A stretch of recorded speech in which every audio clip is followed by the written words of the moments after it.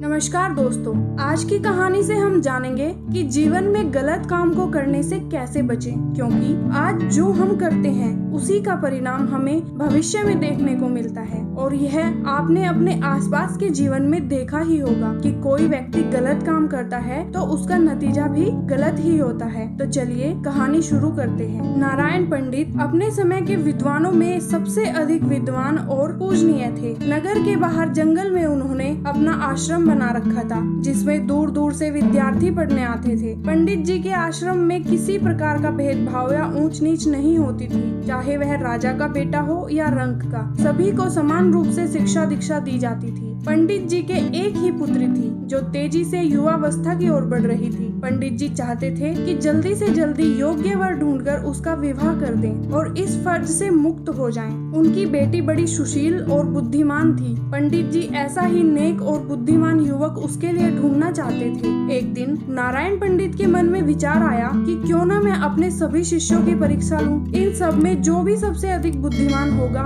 उसी से मैं अपनी बेटी की शादी कर दूंगा। दूसरे दिन पंडित जी ने सभी शिष्यों को बुलाकर कहा, देखो शिष्यों, मैं एक परेशानी में फंस गया हूँ। कैसी परेशानी गुरुजी? धर्मसेन नामक युवक ने पूछा। बात दरअसल ऐसी है कि मेरी बेटी विवाह के योग्य हो गई है और आज तक उसके विवाह के लिए मैंने कुछ भी बचाकर नहीं रखा। अब शीघ्र ही मुझे उसका विवाह करना है, जिसके लिए वस्त्र और आभूषण चाहिए। इसमें चिंता की क्या बात है गुरुजी? एक युवक ने कहा, आपके एक आदेश पर मैं हजारों स्वर्ण मुद्राएं लाकर आपके चरणों में डाल सकता हूँ। नहीं नहीं गुरुजी, आप मुझे आदेश दें। मैं इस राज्य का युवराज हूँ। आपके इशारे पर मैं आपके कदमों में धन का ढेर लगा दूंगा। इस प्रकार बहुत से युवकों ने अपने सामर्थ्य के अनुसार धन देने की प्रार्थना की, किंतु पंडित जी ने किसी का प्रस्ताव स्वीकार नहीं किया और बोले, नहीं नहीं, इस प्रकार मेरा सारा मान सम्मान धूल में मिल जाएगा। लोग कहेंगे कि नारायण पंडित ने भिक्षा लेकर बेटी के हाथ पीले किए हैं। फिर आप ही कोई रास्ता बताइए गुरुजी कि इस समस्या का समाधान कैसे हो।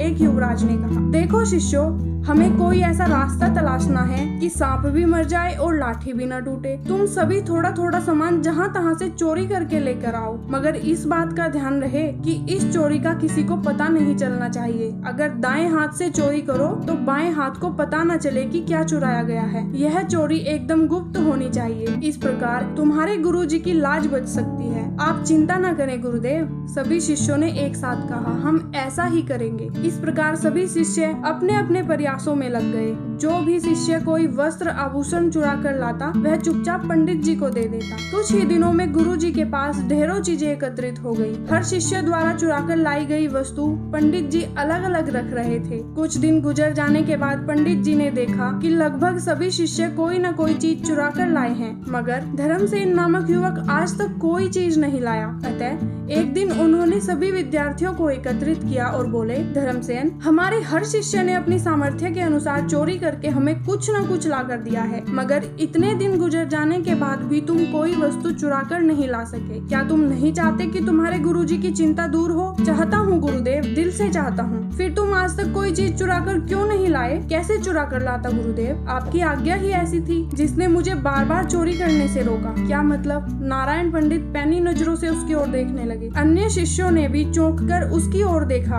कि गुरुजी ने स्वयं चोरी करके लाने को कहा था। फिर यह किस आज्ञा की बात कर रहा है? गुरुजी, आपने ही तो कहा था चोरी करके लाना है, लेकिन इस चोरी का किसी को पता न चले, यहाँ तक कि दायां हाथ चोरी करे बाएं हाथ को भी पता न चले। हाँ कहा था, मगर इसमें क्या परेशानी थी? गुरुदेव, आपने ही तो हमें यह सबक सिखाया है कि ईश्वर सब कुछ देखते हैं। फिर मैं ईश्वर से इस चोरी को गुप्त कैसे रख सकता था? बस यही कारण है कि मैं आज तक कुछ भी चुरा कर नहीं ला सका। धन्य हो तुम, धन्य हो बेटे। नारायण पंडित ने शाबाशी से उसकी पीठ ठोककर सभी छात्रों के सामने उसे सीने से लगा लिया और बोले, तुम मेरे सच्चे शिष्य हो। फिर अन्य शिष्यों से मुखातिब होकर बोले, देखो शिष्यों, मुझे इस बात की खुशी है कि तुम सब मेरे आज्ञाकारी शिष्य हो और तुम सबने मेरी आज्ञा का पालन किया। मगर मेरे बच्चों, आज मैं तुम्हें एक शिक्षा और देता